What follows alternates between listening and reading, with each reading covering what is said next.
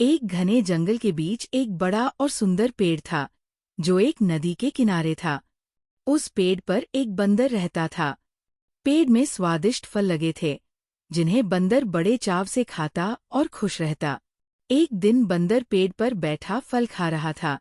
पेड़ पर तरह तरह के मीठे फल लटके हुए थे।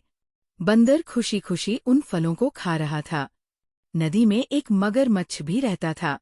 उसने पेड़ पर बंदर को फल खाते हुए देखा और उसके मुंह में पानी आ गया।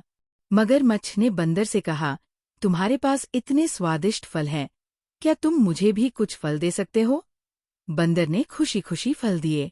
मगरमच्छ ने फल खाए और उससे वह बहुत पसंद आए। अब वो रोज वहां आने लगा। धीरे धीरे मगरमच्छ और बंदर में दोस्ती हो गई। मगरमच्छ रोज फल खाता और कुछ फल अपनी पत्नी के लिए भी ले जाता। एक दिन मगरमच्छ की पत्नी ने कहा, अगर बंदर रोज इतने स्वादिष्ट फल खाता है तो उसका दिल भी स्वादिष्ट होगा। मुझे उसका दिल खाना है। पहले मगरमच्छ ने उसे समझाने की कोशिश की, लेकिन जब वो नहीं मानी, तो फिर मगरमच्छ ने बंदर के पास जाकर कहा, मेरी पत्नी तुम्हें घर बुलाना चाहती है। उसने तुम्हारे लिए पकवान बनाए हैं। बंदर मान गया और मगरमच्छ की पीठ पर बैठ गया। जब मगरमच्छ नदी के बीच में गया, तो उसने बंदर को सारी बात बता दी। बंदर ये सुनकर हैरान रह गया, लेकिन उसने अपनी चतुराई से जवाब दिया, मगरमच्छ भाई, तुमने पहले क्यों नहीं बताया? मेरा दिल तो पेड़ पर ही रह गया। मुझे वापस ले चलो, ताकि मैं अपना दिल ले आऊं। मगरमच्छ उसकी बातों में आ गया और उसे वापस पेड़ के पास ले गया।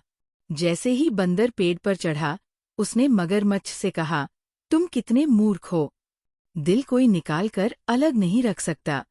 तुमने दोस्ती में विश्वासघात किया। अब जाओ और अपनी चालाकी अपने पास रखो। मगरमच्छ अपनी मूर्खता पर शर्मिंदा होकर वापस नदी में चला गया और बंदर ने अपनी चतुराई से अपनी जान बचा ली। कहानी से सीख: संकट के समय में बुद्धिमानी और चतुराई से काम लेना चाहिए।